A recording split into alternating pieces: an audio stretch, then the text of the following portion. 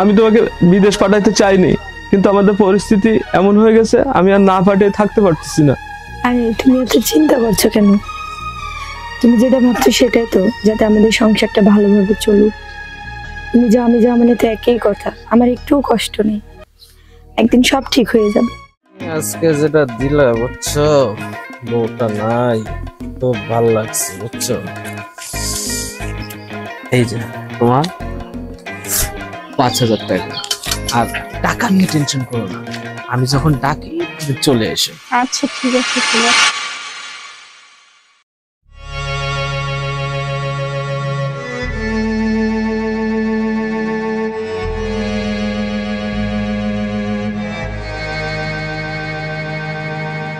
কি গো, কি চিন্তা করতেছো? আমাদের সংসার তো চলতেছে না, বাচ্চাটাও দিন দিন বড় হয়ে যাচ্ছে, ওর ভবিষ্যৎ তো একটা আছে, কি যে করব কিছুই বুঝতেছি না। দেখো, আমি তো তোমাকে চাইছিলাম বিদেশে পাঠাইতে, কিন্তু তুমি গেলে তো অনেক টাকা পয়সা খরচ হবে, এত টাকা পয়সা কোথায় পাবো? তাহলে আমি বিদেশ যাই। কি বলো তুমি? তুমি বিদেশ যাবা? তুমি ভাবলা কিভাবে আমি জীবিত থাকাকালীন তুমি বিদেশ যাবা?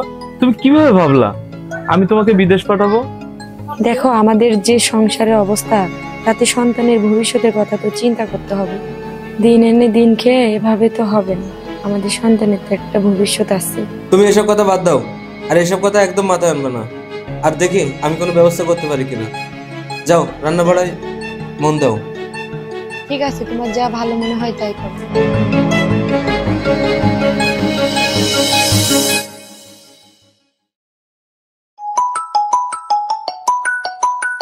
বিদেশি নাম্বার।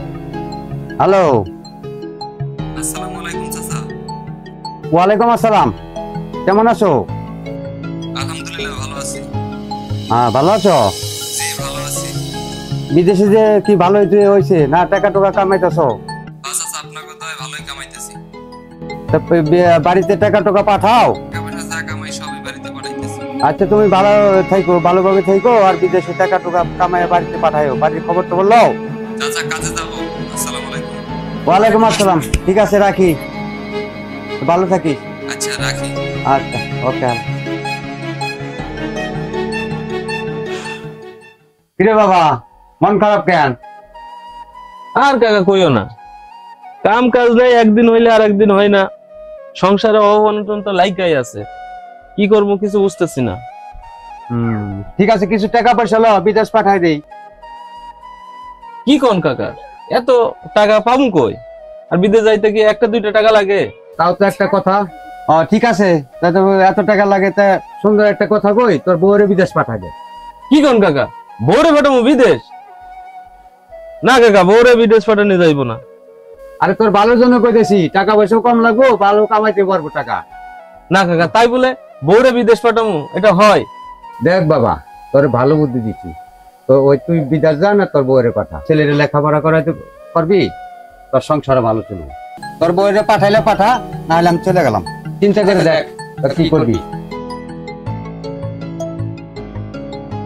কাকা কি ভালো বুদ্ধি দিলে, কত মানুষের বউই তো বিদেশ যায়, তো আমার বউটারে একটু পাঠাই দেবো। দেশের যে অবস্থা, কি করি। তুমি ভালো থেকো বাবা। তাড়াতাড়ি চলে আসিস।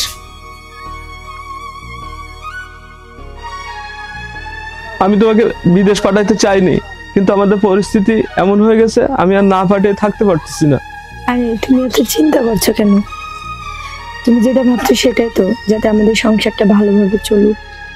তুমি যা আমি যা মানে তো একই কথা, আমার একটুও কষ্ট নেই, একদিন সব ঠিক হয়ে যাবে। আল্লাহ যে কবে আমাদের দিকে মুখ তুলে চাবে, আমি সেটারই আশায় আছি। তোমার কাছে একটাই চাওয়া, তুমি আমার সন্তানটাকে দেখেই রাখো, তুমি নিজের খেয়াল রাখো, ভালো মতো থাকো, পরে পড়াশোনা করায় মানুষের মতো মানুষ করো। তুমি একদম টেনশন নিও না, তোমার সন্তান আমার সন্তান তো একই, আমি ওকেও খুব যত্ন রাখবো, আর তুমি তোমার নিজের দিকে খেয়াল রেখো। আরে তুমি এত চিন্তা করছো কেন? তুমি যেটা ভাবছো সেটাই তো, আমাদের সংসারটা ভালোভাবে চলুক।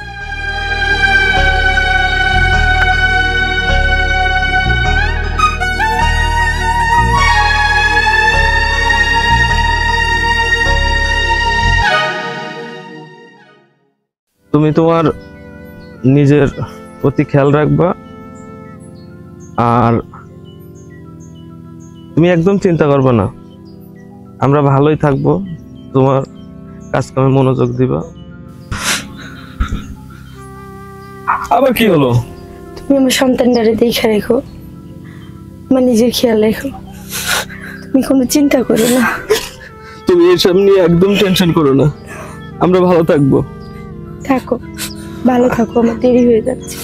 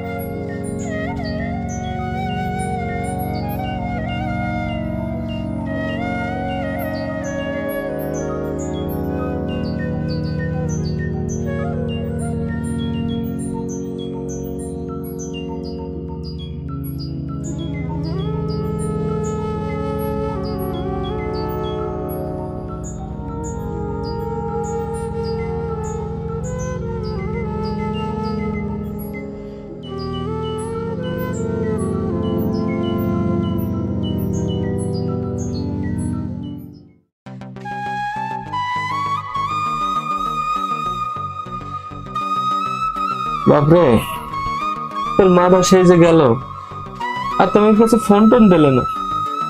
তোমাকে আমাকে ভুলে গেছে রে।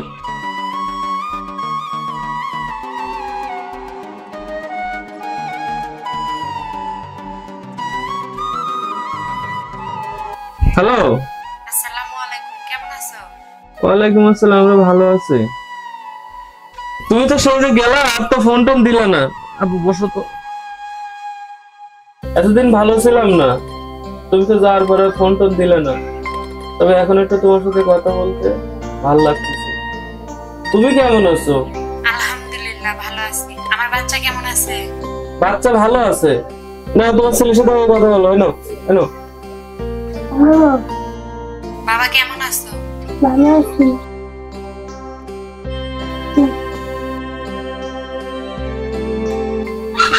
ওই যে আবার খেলতে চলে গেছে। ওর খেয়াল রাখো, তুমিও সাবধানে চলো, আমার জন্য চিন্তা করো। হ্যাঁ, ছেলের স্কুলে অনেকগুলো টাকা বেঁধে গেছে। তাছাড়া ওই যে পাশের বাড়ি ওই ভাবির ছেলের জন্য একটা গাড়ি আনছে, তাই থেকে প্রতিদিন আমার সাথে কান্নাকাটি করে। আমি কি করবো কত এখন? আচ্ছা ঠিক আছে, আমি যে চাচার নাম্বার দিছিলাম না তোমার, ওই নাম্বারে পাঠাইলে হবে। তুমি চিন্তা করো না, আমি সামনে মাসে টাকা পাঠিয়ে দেবো। শোনো, তুমি কোনো টেনশন করো না, নিজের যত্ন নিও, ভালোভাবে দেখে শুনে কাজ কাম করো। আমরা এখানে ভালো আছি। আর যেহেতু ফোন পাইছো, মাঝে মাঝে ফোন দিও আমারে। ঠিক আছে, যাও তাহলে, পরে তাহলে ফোন দিও আবার। ওয়ালাইকুম আসসালাম। আসো আসো আসো। আজকে যেটা দিলা বুঝছো, বউটা নাই, তো ভাল লাগছে বুঝছো। এই যে তোমার 5,000 টাকা। আর টাকা নিয়ে টেনশন করো না, আমি যখন ডাকি তুমি চলে এসে। আচ্ছা ঠিক আছে, শোনা, তুমি ঠিক আছে, টেনশন করবে না।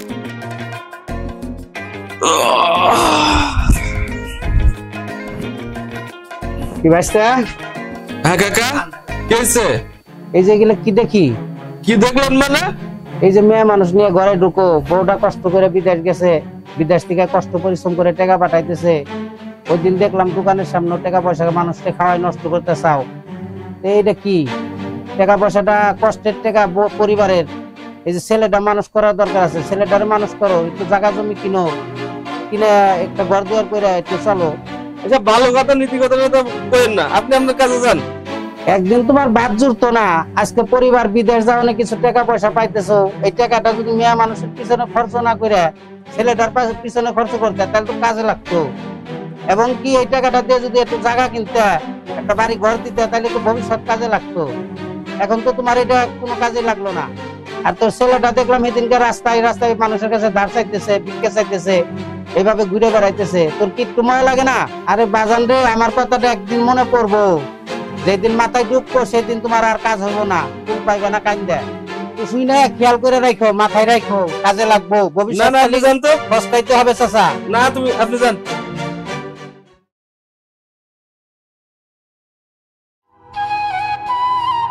অনেকদিন পর গ্রামে আসলাম, সবই তো আগের মতোই আছে, কিছুই তো পরিবর্তন হয়নি।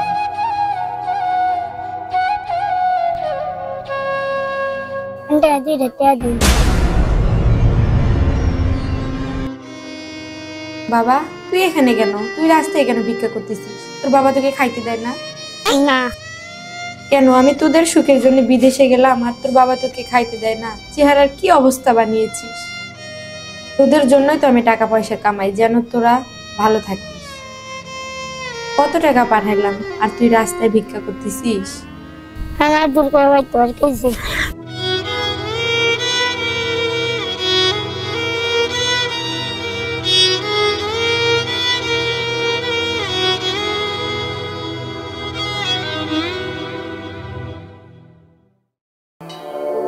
তুমি কিন্তু সেই একটা জিনিস বুঝছো, এই যে তোমার 5,000 টাকা নাও। বাবা কি রাখছে খাওনি যা এখান থেকে।